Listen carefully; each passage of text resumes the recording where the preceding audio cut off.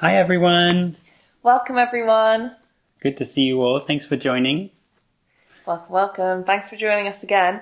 Um, Whether you're joining us as part of the series or you've popped in for the first time, welcome to Realliance's Designing Regenerative Change webinar series. For those of you who are new, this this episode is part of a series that's been running for the past few months on different stages that you can go through when you're designing and bringing to life your regenerative vision, whether that's a project or maybe a whole organization with its own mission. So through each of these sessions, we look at a different stage of the journey from bringing this from a concept all the way through to an actual plan that's happening in the real world around you. And in each of these sessions, we speak a bit about the regenerative principles that we can incorporate at this stage.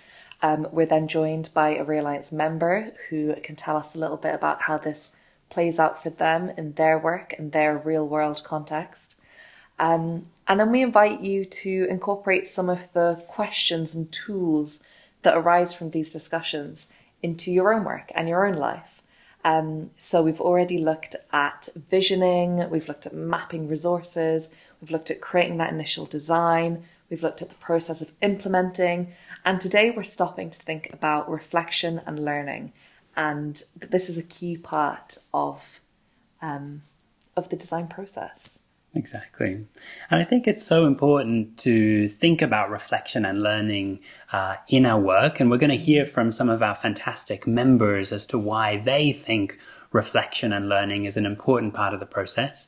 But it's often something that we can forget about. We think of the monitoring and we think of the, evaluation and learning that sometimes our funders or other kind of stakeholders such as this can encourage us to do. But I think also taking time for our personal reflection and reflection with community can be such an important part of the process, thinking how it went for us, what went well, what might not have gone well, and also that, really thinking of what didn't go so well. I think sometimes we either beat ourselves up about it, or we can sometimes not be super honest with others about what didn't go well. Or even I think sometimes not being super aware. I think, everything else that we've covered up until now has been how we can be so mindful and thoughtful and fold in so many different elements into a design. And I think sometimes we take for granted we know what to do. We've made the perfect design. Now we just have to execute it. Whereas really, I think when you're putting a plan like this into practice, you're kind of testing a theory. So being really observant and seeing how is your plan interacting with reality. I think sometimes without incorporating learning really clearly into the design process and the implementation process, it can be easy to overlook how things might be differing from what you imagined. Yeah, exactly. And of course, regenerative design processes are inspired by living systems, by nature herself. And if there's one thing about living systems, it's that they're adaptable. And I think this stage of learning touches on this point of adaptability, that we are constantly learning and adapting to our context, like you say. So I think this is a super important part of the process, and I can't wait to hear about the experiences of our members. Yeah, so I think that's enough from us for now.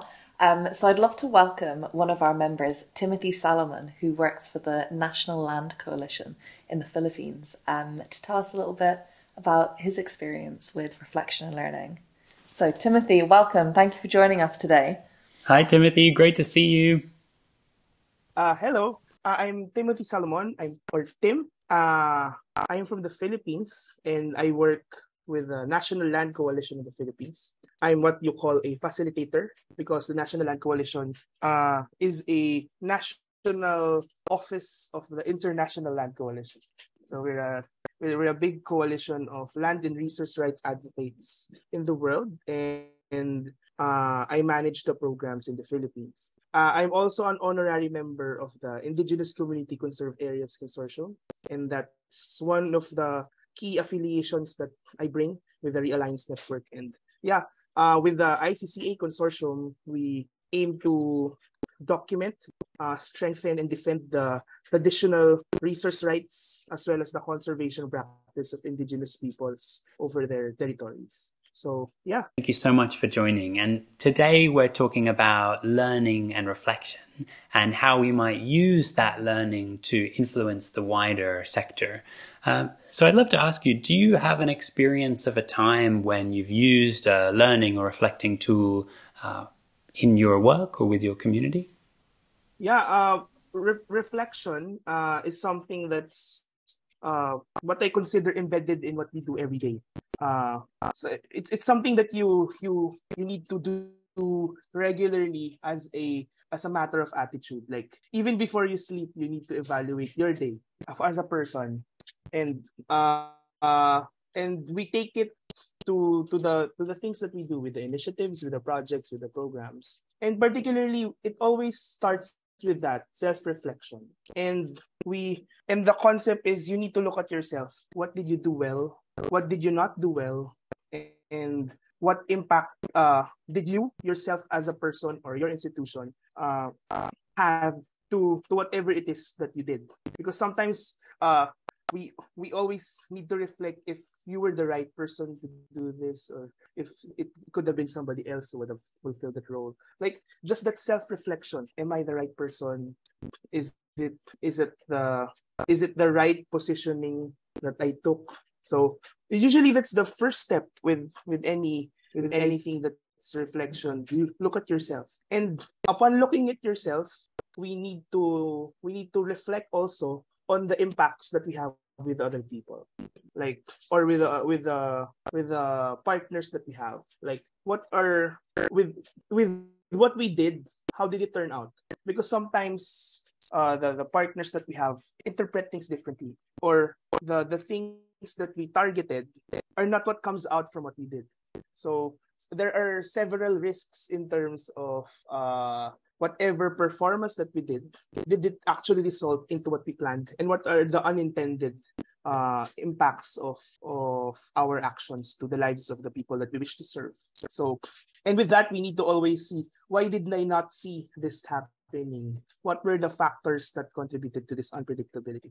So yeah, and finally, sometimes I guess and this is what I notice with the people that we work with.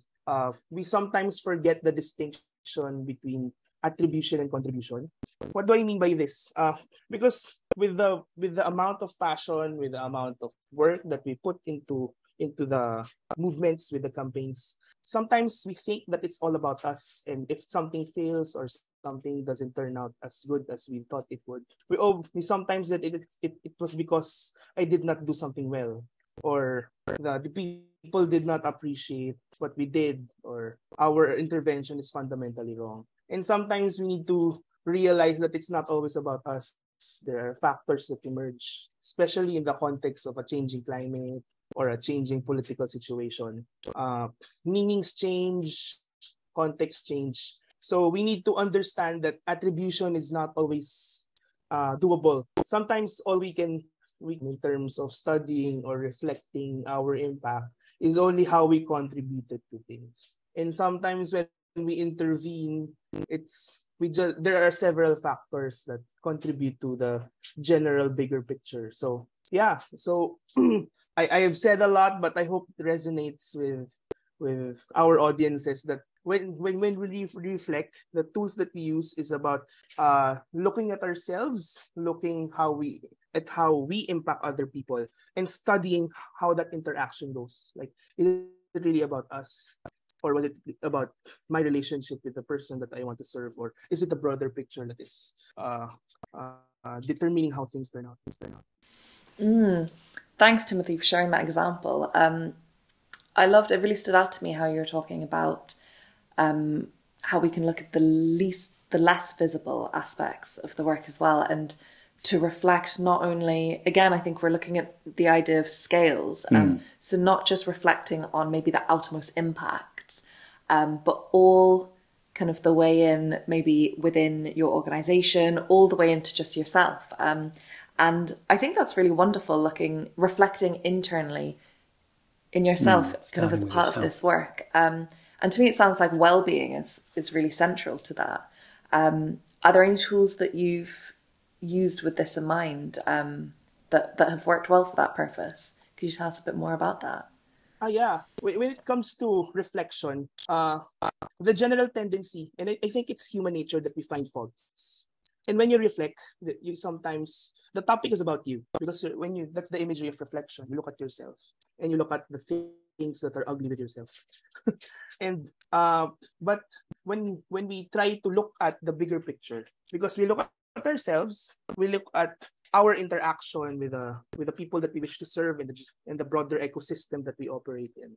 The reflection begins to take on a bigger reference point. It's not always about you. It's about the transformation of systems. It's about the transformation of relationships of society itself. And when we go about this reflection, there is always a need to remind ourselves that we can only do so much. And the thing is, the problems usually that we wish to solve are problems that have been there generations, and so many people contributed to the problems, and sometimes we take it upon ourselves to transform this whole generational problem, this whole systemic problem with a single program or a project. And sometimes it's too ambitious and it's too heavy, and we kill ourselves in the process.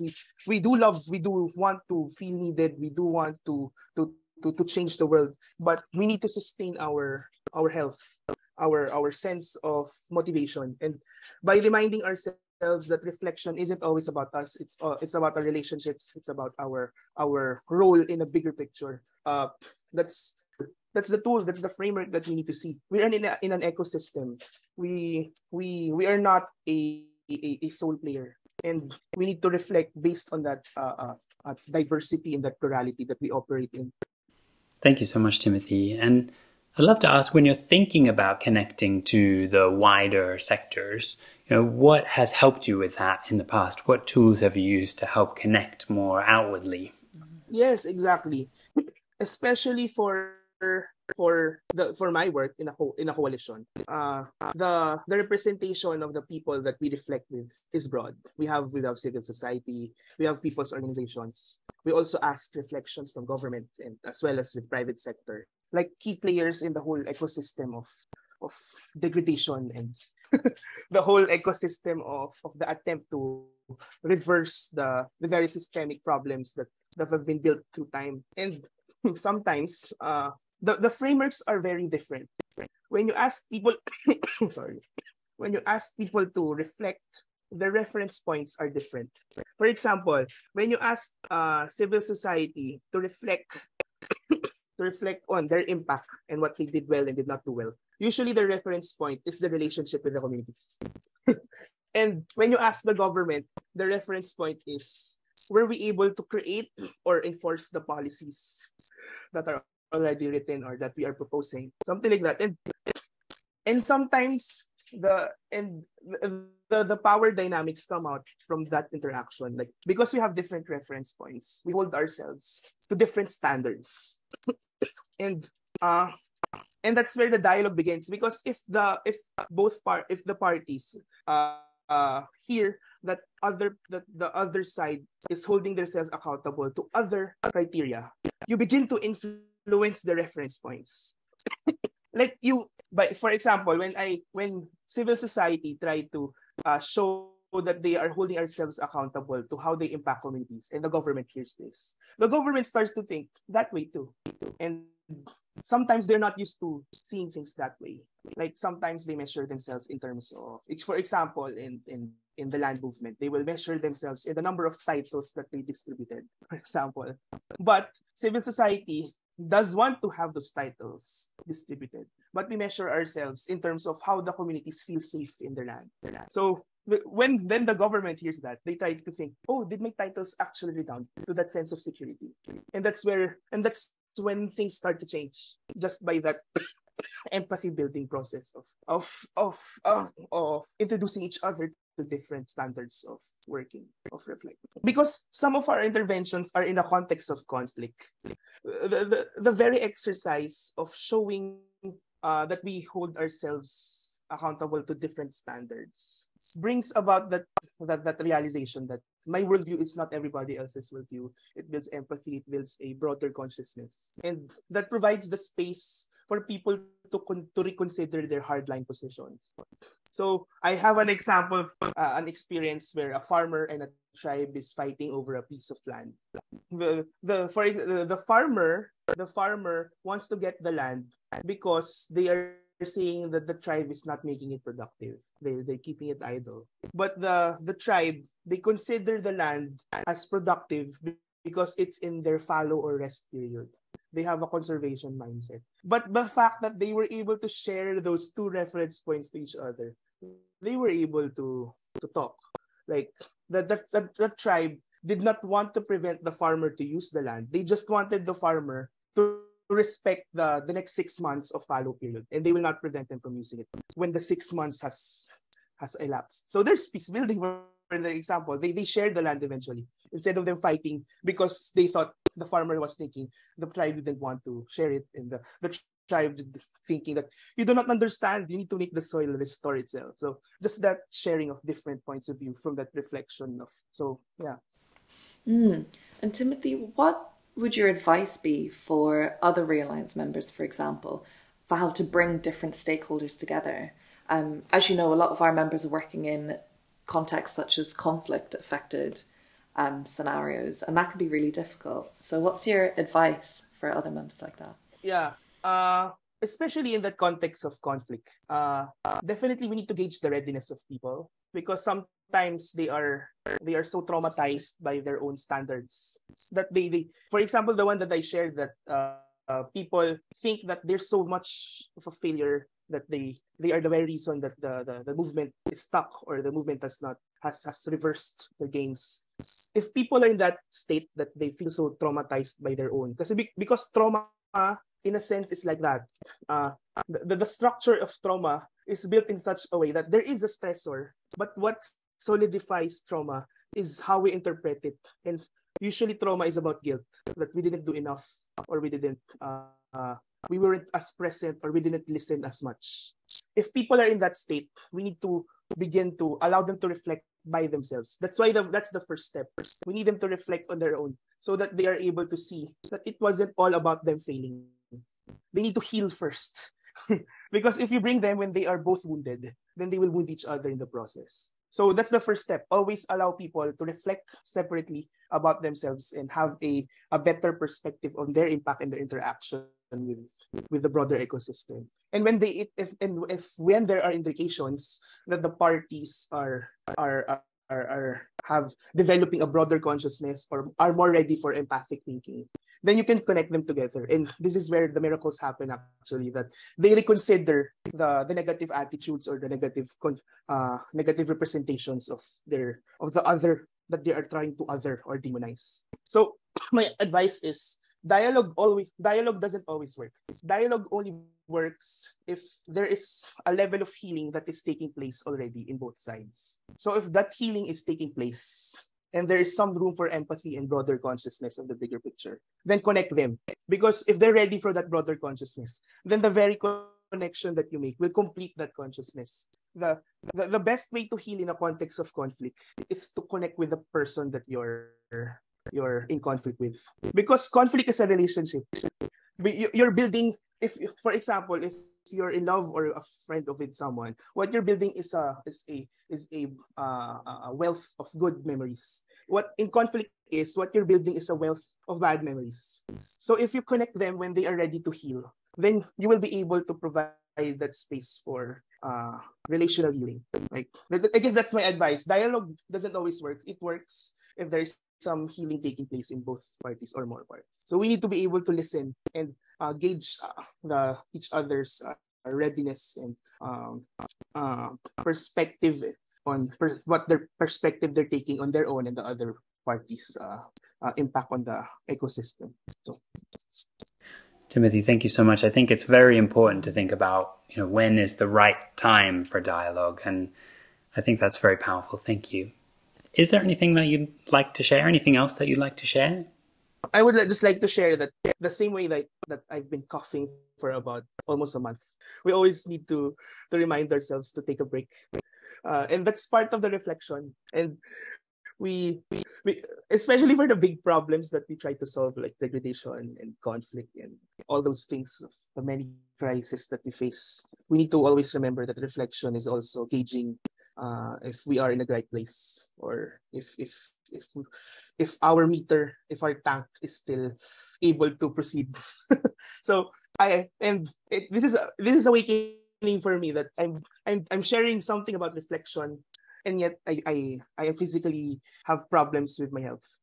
So I guess I don't look at it as hypocrisy or something like that, but I see it as a form of a demonstrative of demonstration to whoever is listening. When you reflect, I just want you to ask yourself, am I still strong enough to continue? And what do I need to do to replenish the and remind myself why I'm doing this? So there. Well, first of all, a huge thank you to Timothy. It's such a pleasure to hear from you, and thank you so much for sharing your experiences and wisdoms, and also a lot to reflect upon there. So thank you so much, Timothy. And we're very lucky to be joined by the wonderful Gisele Henriques, who is an agroecologist and has worked for 20 years in the humanitarian sector, and is also a trustee of Realliance. So thank you so much for being here, Gisele. You're welcome. It's lovely to be here. Nice to be with all of you. I guess to begin with, so today we're discussing reflection and learning, and a question that's been coming up for us is, why is this step important? Why is this process of reflection even something that we should do? Yeah, true that. I mean, I think we live in such a busy society, and, you know, we're so busy ticking off, you know, our to-do list, and we don't necessarily often pause to think back about the way we did something, to take stock about how that went, like what can we learn from that, how we can do different things differently in relation to that. And it's really important to reflect so that we know what works and what doesn't work, and we can adapt accordingly. And this is really particularly important in our sector because of the issue of replication, right? We often talk about we're going to pilot new things that we would like to then scale out or scale up. And without like some reflection on what worked, what didn't work, how it worked, how was the process, was it transparent, was it inclusive, you know, did we have good gender balance, did we approach it correctly, then we often miss the opportunity to learn from mistakes. Because actually, I think we often learn more from our mistakes. That's just in our personal lives even. You know, we learn more from our mistakes than we even do from our own successes. And I find that often we're so busy chastising ourselves about what didn't work and what we did wrong that we don't see that as an opportunity to learn and to harvest some knowledge that will shape the way you do things in the future. So for me, like, pausing for reflection is absolutely critical. Otherwise, you miss that opportunity. And often there's quite a lot of stigma, isn't there, about talking about those mistakes, even despite there being so much learning that could be embedded in it. I think especially a lot of people's experience with reflecting and learning is, or what you conceive of, this is a step where I'm reflecting and learning, is because you've received money from a donor and the donor has like asked specifically for this. I think people, you know, are so often kind of going through iterant processes and learning the whole time, but maybe not being so conscious of that. Yeah, and or going through the motions because you're being prompted to, because our sector does put a lot of, you know, like focus on meal, yeah, as we know it. And that's very good. I think, you know, there's many ways of learning. You know, you have formal processes and you can have informal processes. And it's often in those most informal processes that aren't valued that we actually can have an honest reflection with ourselves. And I think that that's hugely valuable, you know, but certainly in our sector, and I'm not going to be talking about, you know, the formal, you know, qualitative ways of, you know, baselines, end lines and whatever. I mean, that's all out there, but I've seen people go through those motions and actually not really, like, the penny doesn't drop and they don't actually harvest real learning because they're going through the motions of what is being asked of them. So I really do strongly recommend the partners that I work with that people kind of like pause and take stock like in a loving way, really, about like, what did you actually learn from this experience? And are there any examples of tools that have worked well for you and your partners? What's gone well in the past? I mean, for sure, there are many formal tools out there. But to me, when I want to get to the bottom of something, to the essence of something, and I got short time with my partners and I just want to hear from them, like, what's really going on. Please don't spew your indicators out at me. I read your report. I know what you're doing. Let's talk for reals, break it down. I actually do a very, very simple thing, which is just ask them 3 questions. So what went well? What could be better? And what would you do differently? And why do I like that? Because, first of all, they're very simple questions and they're not like attacking questions. Like no one's going to feel defensive about that. And it starts by getting people to kind of reflect on what went well. And everybody likes to do that. So people just get all juiced up and then they put out the best of them and the best of what their work was. And then they can reflect on what went well and they're feeling really good. And then, but what could be better? And after you have just gone over everything that went well, what could be better doesn't sound so threatening, does it? It just sounds like, yeah, we could have done this. It's also can be a really positive question, like thinking again, bigger, blue sky thinking, like you've done all of this. What else could have happened or what could happen again in future? Yeah. And so that's the third question, really, to say, if you were going to do this again, what would you do differently? So that allows you to look at the positive, the negative, and to come up with a constructive way of framing the lessons from the negative and the positive and putting it towards a more proactive way of doing it in the future. So those are really just the questions that I use when I'm speaking to partners. But there's other things also which I think are other tools that are underutilized and don't necessarily have to be very statistical or quantitative. So for instance, case studies. We sometimes forget because we're trying to reach certain numbers of households or certain indicators. We forget that there's real human beings behind those numbers. And there's nothing more empowering than a woman coming to you and saying like, and I've had this experience, for instance, with the women I worked with in East Timor, worked with a group of women that were having a micro enterprise and they were making like stuff to sell, like little snacks to sell and stuff like that. And I remember just spending an afternoon with the women, and just asking them questions like, well, what difference did this project make to your life? Like, what was it like before and how is it now? And for them to kind of like, I remember one woman specifically said, I lived in isolation. I only knew my family. I never left my house other than to go to the market to buy what I needed to cook. My whole life was the insular family unit. As I got involved in this project, I got to know my sisters, which are the other women in this project. We spend all the time when we're producing the chips and the things that we're making, we're talking to each other about our lives. It's become a huge support system for me. I was completely illiterate. I didn't go to school. Now, I have an association with my fellow colleagues. I do bookkeeping. I organize the stock of what we're making. I go out and sell it.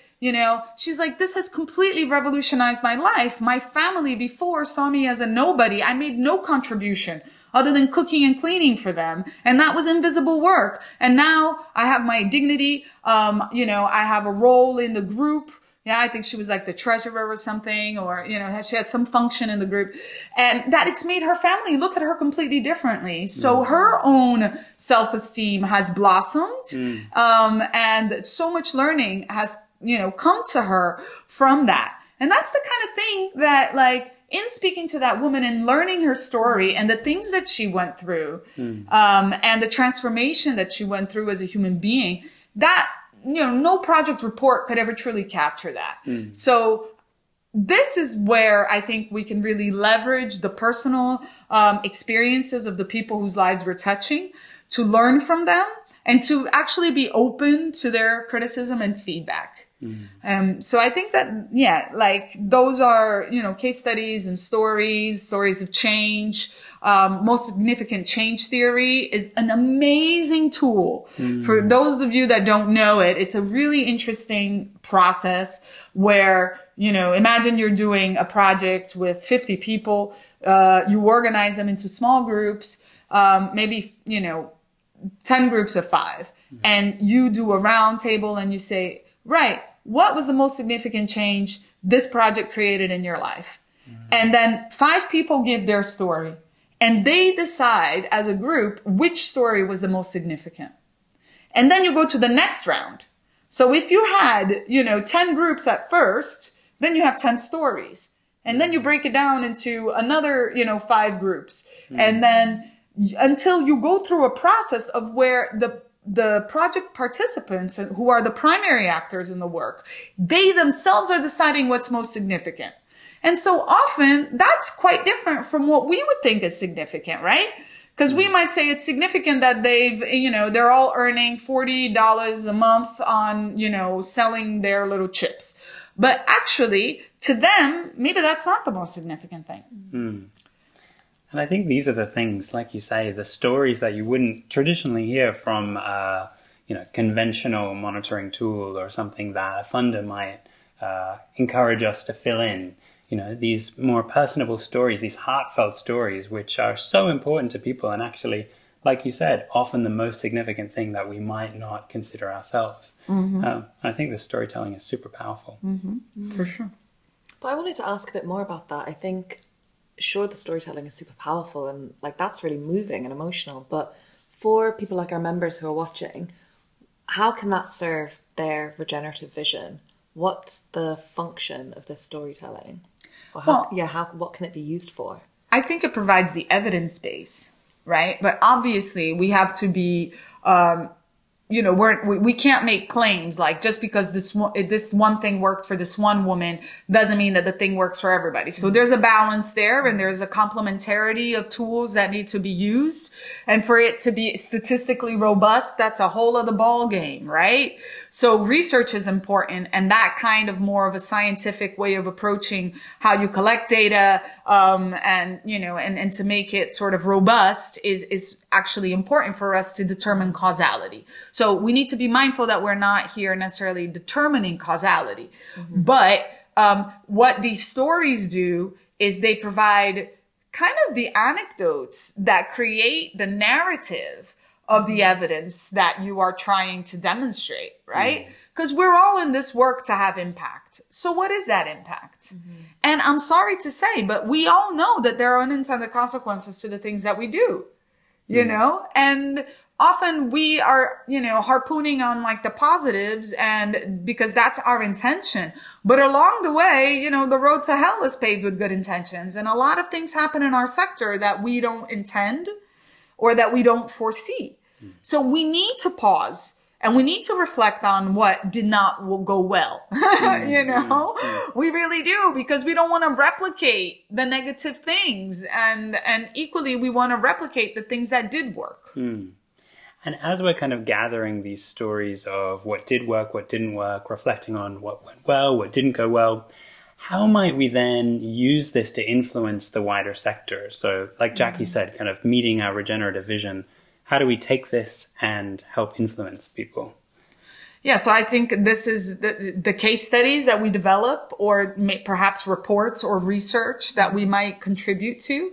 They make a huge difference. And that provides the evidence base that we need for influencing. If you try to influence, whether it's a UN cluster system or a local authority to change something, it's not just the power of your speech, and how well you deliver that's going to do it. People want to know that you're going to have the intended impact. And people are going to know that because you're experienced and you've done it and you've seen the results, right? And so that's why capturing that learning is so fundamental, because otherwise you're doing stuff, but then at the end of your project or at the end of the life cycle of what you're doing, it just goes puff.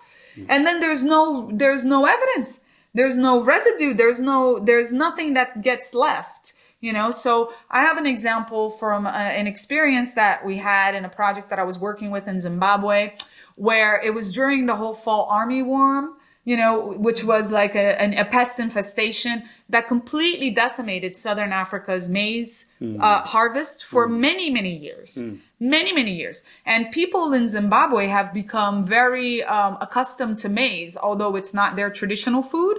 They used to eat more traditionally small grains. And maize is actually imported. It comes from the Americas. So here's a crop that isn't necessarily from that location, but has now become really part and parcel of the Zimbabwean food, culture. But the fact was, with climate change, you have, this is a game changer for us. Like, you have more pests, you have more disease, you have more drought, you have, and things are, so maize became almost an impossible crop with so many people deeply depending on it. So one of the projects that the organization I was working for at the time, one of the things we wanted to do was to actually encourage people to go back to small grains because one, they're more nutritious, and two, they're more resilient to climate change. And three, they're less, susceptible to pest attacks. And the project at first was met with some resistance, but in the end, it ended up working really well. And there was a local authority, an authority from the region who came to visit the project, and he was stunned to see how well the sorghum was doing, how well the yields were coming, how people had taken, they of course was still very much, liking maize, but they were becoming more and more open to the small grains because they understood that it was more dependable for them. Their food security depended on that. And they knew these were the foods of the grandparents, the foods of the ancestors. So in a way, when this local authority went there and saw this, he was so amazed that he started to become an advocate for small grains. And he brought that to the district level and tried to also influence other NGOs to encourage the diversification of food production, which would be beneficial on multiple levels. Wow. So if you don't have the evidence, whether that is generated by people going to visit something and being touched by the experiences of those who participated in the project.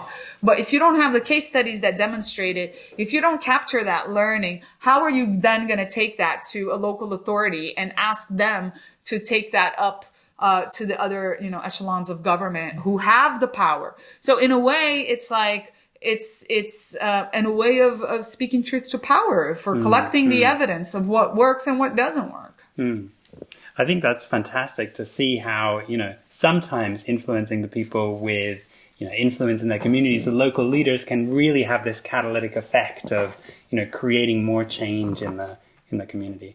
Gisele, I want to say a huge thank you for joining us on the webinar today. It's been such a pleasure to talk to you. And I think people listening can really learn from the questions that you've posed. This, what worked well? What could be better? And what would you do differently next time? Is that right? So we invite you to really reflect on these questions with your work and your community, and also to reflect on some of the questions that Timothy was bringing up earlier in the session. For example, how do we start with ourselves? What was the impact on ourselves from our work, and are we the right people to be doing the work? Who can add the most contribution to the vision that we have? So I think this set of questions can be really beneficial for everyone watching. And of course, we're going to have some more webinars soon, right, Jackie? Yes. As you may have known, if you're following the series, this webinar is one in a whole series, and this is the second to last webinar. So in the next webinar, we will be looking at adapting to crises. So we've now gone through various stages of bringing your regenerative vision to life, from the very initial visioning, what change you want to see, how to go about it, all the way through now, at this stage, you're making changes, you're implementing, you're reflecting, you're thinking, how will we do it next? But, in Reliance, our niche is really focused on pressurized contexts, disaster, displacement, crises. And so the next session is all about adapting to crises, how you can build adaptivity and flexibility into your whole design process. And what are some tools and stories related to that. So hopefully you'll join us next time. Hopefully, if you're not already a member of Realliance, you're very warmly welcome to join, to engage with the network. We've got case studies, we've got members in over 60 different countries, and we have this vibrant peer learning community where you can learn about what's happening in contexts similar to yours or very different to yours. So you're very welcome to join us on your own regenerative journey. Great. And a huge thank you for joining us today. And feel free to share this video with any of your friends or colleagues or community that might find this useful. And again, a huge thank you to our special guests, Timothy Salomon and Gisele Henriques. Thank you so much for joining. Great. Good to see you all, and see you soon.